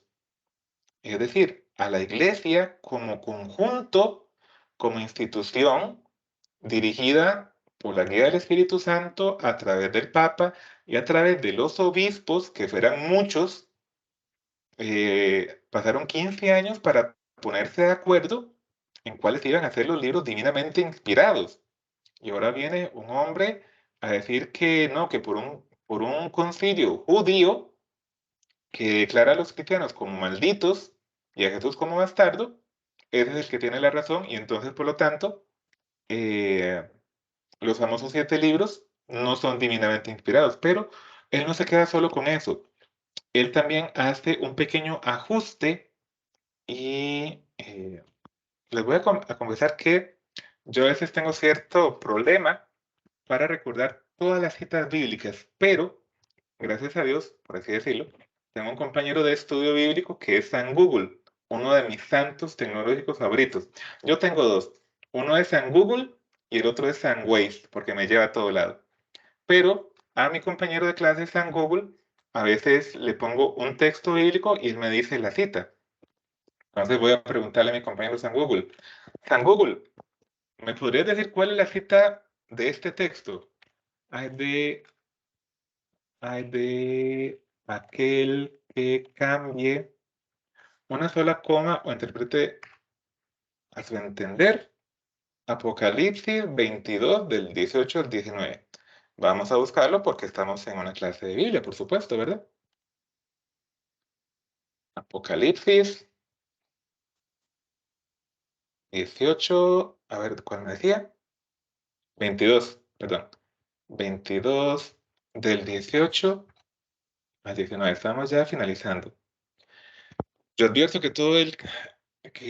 yo advierto a todo el que escuche las palabras proféticas de este libro, si alguno añade algo sobre esto, Dios echará sobre él las plagas que se describen en este libro. Y si alguno quita algo a las palabras de este libro profético, Dios le quitará su parte en el árbol de la vida y en la ciudad santa que se describen en este libro. Martín Lutero, y esto nada más como pincelada, porque tenemos una clase, un tema precisamente solo de esta parte. ¿Cómo se llama? Sola fide. En Romanos 1:17, el texto originalmente dice que el justo vivirá por la fe, y Martín Lutero hace la introducción de la palabra solamente, leyéndose que el justo vivirá solamente por la fe, y eso no es palabra de Dios. De hecho, es vacilón porque ahorita vamos a ver un video en donde un pastor protestante, él menciona que a Dios no se le puede acusar por lo que él no ha dicho. Bueno, entonces, de todo lo que hemos conversado hasta el momento, Martín Lutero no, basándose en el Concilio de Yamnia, quita 7 libros, que por cierto ahorita también vamos a ver eso de quitar 7 libros. Y, a ver, aquí lo tenemos igual, pero, para que no me lo creen mucho, y a 46 libros que componen el Antiguo Testamento, incluyendo los deuterocanónicos, más 27 libros que componen el Nuevo Testamento, tenemos 73 libros. Y para los que han oído sobre ciertos números en la Biblia, podrán recordar que el número 7 significa la perfección, la plenitud, y el número 3 lo asociamos con Dios, con la Santísima Trinidad, Padre, Hijo y Espíritu Santo. Y si a esta cantidad de libros le quitamos 7 deuterocanónicos, tenemos 66. Es decir, 6, 6 y el resto ahí se lo dejo a usted. Bueno, pero entonces, ¿qué pasa con esos famosos 7 libros? Se habían descartado originalmente porque de ahí no se encontraron para la fecha del Concilio de Yamnia, después de la destrucción del segundo templo de Israel, no aparecían los famosos, las famosas versiones hebreas o arameas de esos famosos 7 libros. Y ya el concilio había dicho que solo lo que estuviera en hebreo o arameo era considerado divinamente inspirado desde la visión judía. Pues bueno, resulta que en Qumran, aquí estamos ya en Tierra Santa, cerca del Mar Muerto, es una zona muy seca. Se descubren unos pergaminos cerca del Mar Muerto. Aquí pues resulta que cuando hubo la construcción del segundo templo en el periodo persa, pues a algunas personas como que no les agradó mucho que la religiosidad del pueblo se enfocara nuevamente o girara nuevamente en torno al templo.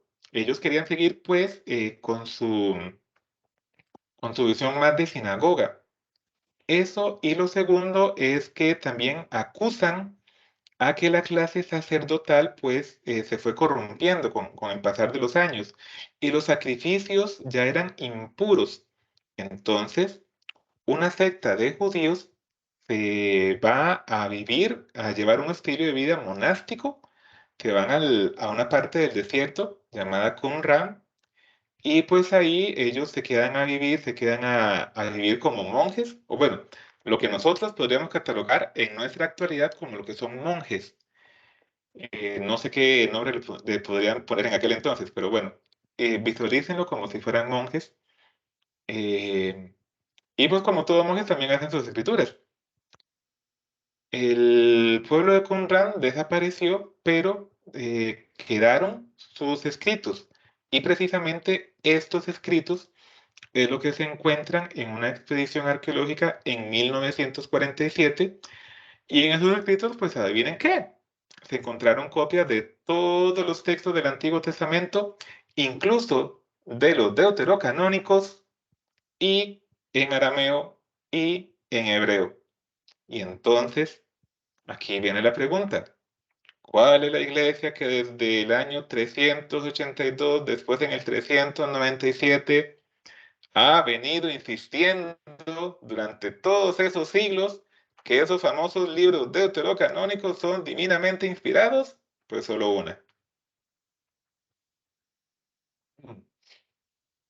Si bien es cierto, los judíos niegan el carácter religioso de los deuterocanónicos, de esos famosos 7 libros, no niegan, eso sí, su historicidad, pues incluso se celebran algunas fiestas que están descritas en estos 7 libros. Por ejemplo, la fiesta del Purim, que está descrita en el libro de Esther, la fiesta del Hanukkah, que está descrita en los libros de los Macabeos. Y con unos datos adicionales, el mismo Martín Lutero, aunque si bien no le caíamos muy bien al muchacho este, pues en su comentario sobre el Evangelio según San Juan, él dejó escrito: estamos obligados a admitir a los papistas, y cuando él habla de papistas, se refiere a los católicos, por obviamente la figura del Papa.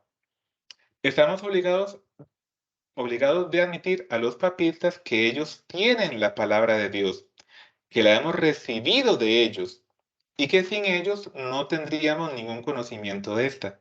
Palabras de Martín Lutero. Pero no solo ahí. Para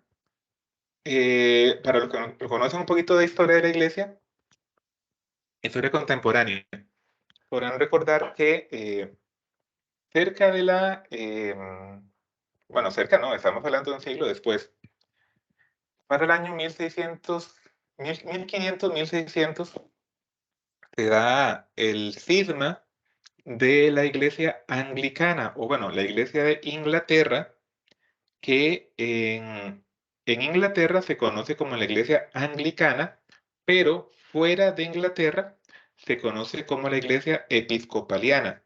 ¿Por qué tendrán dos nombres? La verdad no sé. Pero bueno, en el año 1615, el obispo de Canterbury, que para la iglesia anglicana, el obispo de Canterbury es lo que para los católicos es el obispo de Roma. ¿Y quién es el obispo de Roma? El Papa.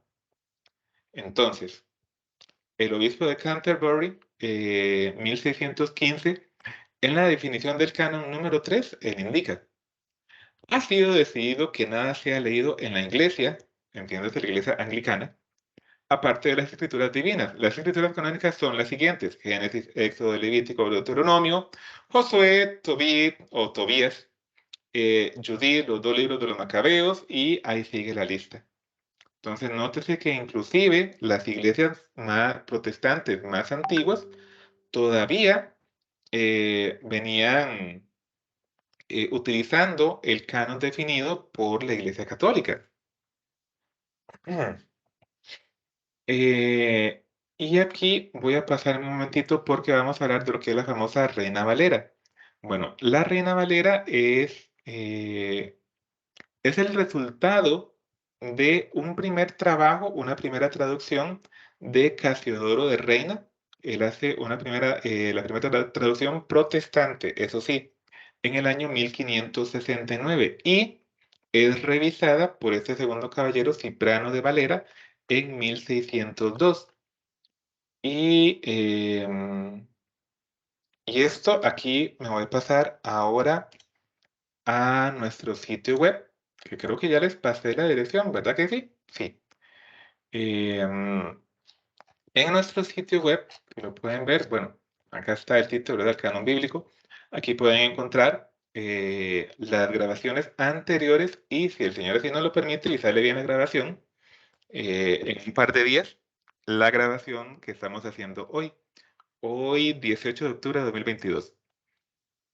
Acá yo les dejé un par de videos o recursos adicionales. Y sobre lo que estábamos hablando de la traducción de Reina Valera, vamos a ver este par de videos. Primero, el de abajo, porque son dos videos o recursos adicionales. Y como les dejaba acá, vamos a verlo desde el minuto 3:17. Si alguien quiere verlo completo, pues de ahí también puede hacerlo. 14:13. Me dicen si se puede escuchar, por favor. ¿Cuál es el valor literario, histórico y cultural de este texto? ¿Pueden escuchar, hermanos? Sí, sí se escucha. Sí, correcto. Sí, se oye. Ok, listo. Perfecto. Entonces prestemos la atención a lo que las Sociedades Bíblicas Unidas, famoso productor a nivel mundial de Biblias protestantes, están hablando sobre la Reina Valera. Por cierto, el que ven acá, bueno, estos dos son como directivos de Sociedades Bíblicas Unidas. Este de acá es un actor español representando a Cipriano de Valera, porque Sociedades Bíblicas Unidas están haciendo la presentación de la edición de oro del siglo, algo así lo que decían. Bueno, Biblia del siglo de oro, un evento muy importante donde querían presentar una, pues, versión específico de la Reina Valera. Entonces vamos a ver otra vez, vamos a ampliarlo. Literario, histórico y cultural de este texto, y en una edición tal como la hizo don Cipriano en el siglo XVI. Incluye los libros apócrifos, que nadie piense que nosotros los hemos incluido. Ya estaban, lo que hicimos fue quitarlos. Entonces, hermanos, no sé si lograron captar, y por si no, se los devuelvo. ¿Cuál es el valor literario, histórico y cultural de este texto? Y en una edición tal como la hizo don Cipriano en el siglo XVI. Incluye los libros apócrifos, que nadie piense que nosotros los hemos incluido. Ya estaban, lo que hicimos fue quitarlos. Obviamente, lo que nosotros llamamos deuterocanónicos, que por si no lo había comentado, deutero significa segundo. Entonces, así por ejemplo, tenemos el Deuteronomio, que es la segunda ley, el libro del Deuteronomio en el Antiguo Testamento. De esa forma, deuterocanónico significa segundo canon, es decir, cuando el canon es revisado por segunda ocasión y se incluyen estos libros. Lo que Sociedades Bíblicas Unidas está diciendo es que en la traducción o en el trabajo de Casiodoro de la Reina contenía los libros deuterocanónicos. Y si alguien tiene la oportunidad de ver el trabajo de Casiodoro de Reina y de Cipriano Valera, puede ver que, por ejemplo, contenía el libro de la sabiduría de Salomón, tenía el primer libro de Macabeos, perdón, el segundo de Macabeos, el primero de Macabeos por acá, bueno, otra vez segundo de Macabeos. Y ahora voy a pasarme al segundo recurso que les dejé por ahí para quien guste verlo. Estábamos en el video de abajo, vamos al de arriba. Y este sí es un poco más larguito, son 5 minutos, pero vale la pena verlo todo. Entonces, vamos a devolver por acá. Y ojo al país al cual se va a referir, por cierto. Y vamos a partir de un hecho. Espero no afectarle la venta a Domingo. Ojo, por cierto, Pero el título del video. Y que es no la lo Biblia, puse yo. las Sagradas Escrituras, y esta traducción de la Reina Valera en 1965, llámele plenitud, llámele Dios habla hoy, llámele Biblia de estudio, llámele como usted quiera, todas vienen de la Reina Valera, todas. Esta es la Biblia más mal traducida de todo el planeta. Esto tiene 2.900 errores, más bien horrores de traducción. Y voy a decir algunas cosas groseras. Dios no es responsable por lo que Él no ha dicho. Entonces, entramos en una situación muy difícil. Hay versiones de la Biblia que son 20 veces mejor que la Reina Valera. Casiodoro de Reina, Cipriano de Valera eran dos curas católicos descomulgados del catolicismo. Se cree que uno de ellos era homosexual. Esa es la Biblia que ha llegado a nuestras manos. Y es una irresponsabilidad muy grande. Yo lo dije en una reunión de las sociedades bíblicas en Costa Rica y se enojaron.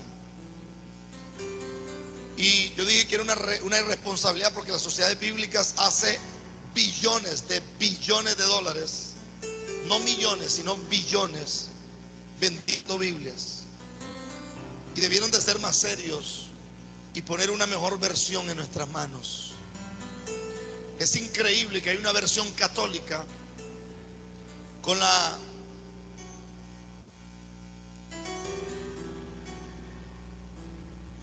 situación de que tiene libros apócrifos que se podrían omitir. Pero hay una versión católica llamada la Biblia de Jerusalén, que es mejor versión que la Reina Valera. Por ahí. Voy a dejarlo por ahí, pero si alguien desea pues ver todo el video, ahí queda en nuestra página en internet. Entonces seguimos con la presentación. Les comentaba que efectivamente los libros deuterocanónicos, o bueno, lo que nuestros hermanos protestantes llaman apócrifos, tienen referencias en el Nuevo Testamento y que inclusive ese era uno de los criterios de canonicidad en los concilios de Cartago y de Roma. Entonces, bueno, podemos ver que en el Evangelio según San Mateo 7:12 nos dice, por tanto, todo cuanto queráis que os hagan los hombres, hacedlo también vosotros a ellos. ¿Y ustedes creen que el Señor estaba muy inspirado cuando dijo eso? Pues no, él ya lo había leído de otra parte. Nos dice Tobías 4:15, no hagas a nadie lo que no quieras que te hagan. Nos sigue diciendo ahora, en lo que son textos paralelos, Santiago 1:19, tenedlo presente, hermanos míos queridos, cada uno sea diligente para escuchar y tardo para hablar, tardo para la ira. ¿Dónde podemos encontrar algo semejante? En Eclesiástico 5 del 11 al 12. Sé pronto en escuchar y tardo en responder. Y si sabes alguna cosa, a tu prójimo responde, si no, pon tu mano en la boca. Nos sigue ahora diciendo nuevamente Tobías en el capítulo 12, versículo 15. Yo soy Rafael, uno de los 7 ángeles que están siempre presentes y tienen entrada a la gloria del Señor. ¿Dónde más hemos oído sobre ángeles en específico? Bueno, ahora es el caso del Apocalipsis. Vi entonces a los 7. Ojo que ya esta referencia a 7 ángeles, nuevamente, ya la teníamos desde el libro de Tobías. Y ya para ir finalizando, porque ya casi nos acercamos a las 9 de la noche, dice así, en el Catecismo de la Iglesia Católica, recuerden que CS es Catecismum Ecclesiam Catholicam, de latín, por supuesto. Catecismo de la Iglesia Católica, numeral 103.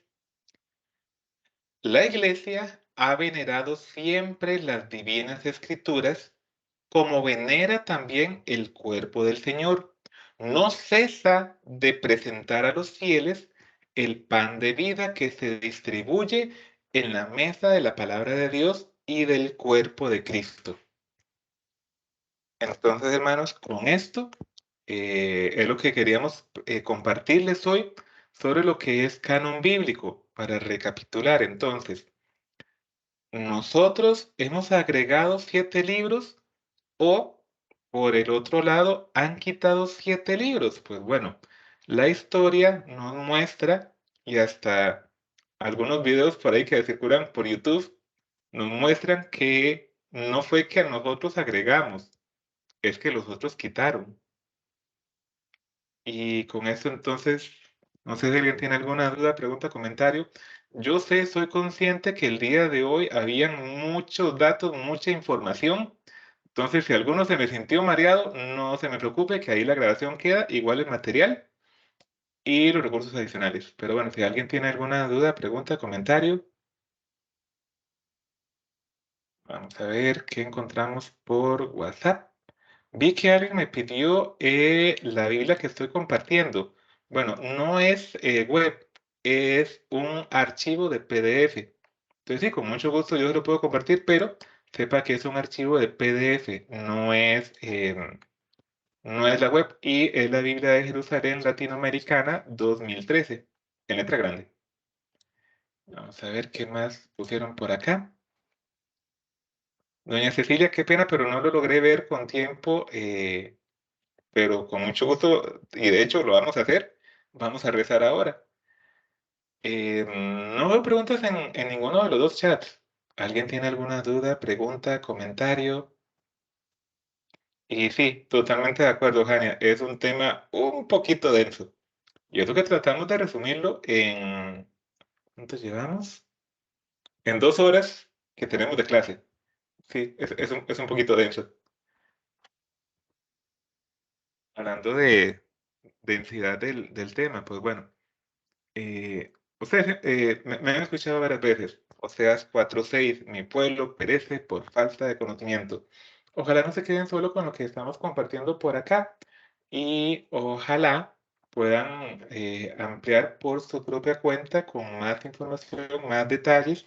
No se queden solo con lo que nosotros decimos, sino que son siempre libres y exhortados a que contrasten lo que comentamos por acá y que no se quede solo con lo que aprendemos acá, sino que ojalá pueda traspasar las esferas intelectuales y pues de ahí, hacer nido también en el corazón de cada uno. Una vez le escuchaba a una persona decir que había hecho su tesis de licenciatura sobre, sobre uno de los libros de la Biblia, pero que se hubiera conocido de la existencia, porque es que hasta eso les ocultan a veces. Si hubieras conocido sobre la existencia de un libro tan rico como lo es el libro de la sabiduría de Salomón, catalogado bíblicamente como el rey más sabio que ha tenido Israel. ¿Se imaginan ustedes lo que es privarse de esa riquísima sabiduría? Es casi que inaudito, imperdonable, casi que imperdonable.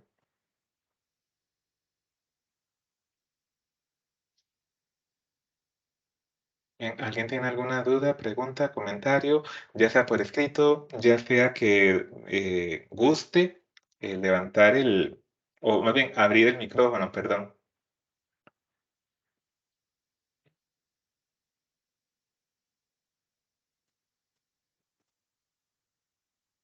Y si no hubiera preguntas, entonces invitarlos a volver a conectarnos. Y si se me olvida, si tal vez es que como persona normal, humana, mortal, a veces también estoy haciendo alguna otra cosa, si se me olvida abrir el chat a la hora pactada, por favor, que alguien me ponga un mensaje directamente y que me recuerde. Se me puede olvidar. Eh, bien, ¿algún hermano gusta acompañarnos con la oración? No sé si doña Ceci está por ahí, que nos pidió que oráramos a las 8:15.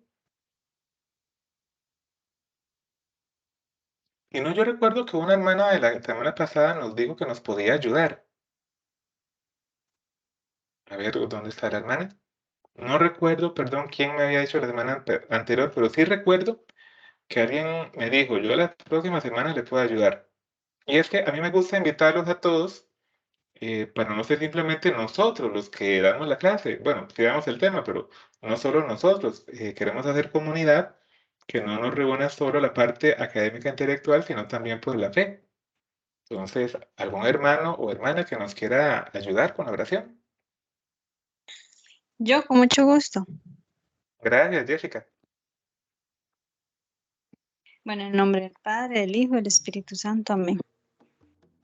Te entregamos, Señor Jesús, esta noche, nuestro descanso, lo ponemos en tus manos. Te damos gracias porque podemos concluir nuestro aprendizaje de hoy con éxito. Toma todo ese conocimiento para que tu Espíritu Santo nos guíe en el momento que lo tengamos que utilizar. Te pedimos que desciendas en este momento tu presencia y te quedes con nosotros. Y en reparación de nuestros pecados te dirigimos este Padre nuestro y este Ave María. Padre nuestro que estás en el cielo, santificado sea tu nombre. Venga a nosotros tu reino, hágase, Señor, tu voluntad en la tierra como en el cielo. Danos hoy nuestro pan de cada día, perdona nuestras ofensas, como también nosotros perdonamos a los que nos ofenden. No nos dejes caer en la tentación y líbranos del mal. Dios te salve María, llena eres de gracia, el Señor es contigo. Bendita eres entre todas las mujeres y bendito sea el fruto de tu vientre Jesús. Santa María, Madre de Dios, ruega por nosotros pecadores, ahora y en la hora de nuestra muerte. Amén. Gloria al Padre, gloria al Hijo y gloria al Espíritu Santo, como en un principio, ahora y siempre, por los siglos de los siglos. Amén. A ti, Virgencita, te pedimos a ti, fiel intercesora, que te quedes con nosotros, sigas intercediendo y te ponemos en tus manos todas las intenciones que tengamos en lo más profundo de nuestros corazones. Amén. Amén. En nombre del Muchísimas Padre, del Hijo y del gracias, Espíritu hermanos, Santo. entonces, por habernos acompañado en esta clase. Y de parte del Ministerio de Apologética Católica San Francisco de Sales, Les damos las gracias y les invitamos a que nos acompañen en la próxima clase, porque vamos a ver con el hermano Irwin, ya empezamos a repetir expositores, vamos a ver con el hermano Irwin un tema por el cual a veces nos vienen a cuestionar o a criticar mucho, y más o menos dice algo así: es que ustedes católicos son unos idólatras porque tienen ese montón de imágenes. La próxima semana, si el Señor así nos lo permite, vamos a estar hablando sobre el tema de las imágenes. ¿Es que somos idólatras los católicos por tener tantas imágenes? Entonces, no se lo pierda la próxima semana. Que el Señor me los acompañe. Muchas gracias. Hasta luego. Gracias a ustedes. Buenas noches, que les acompañe.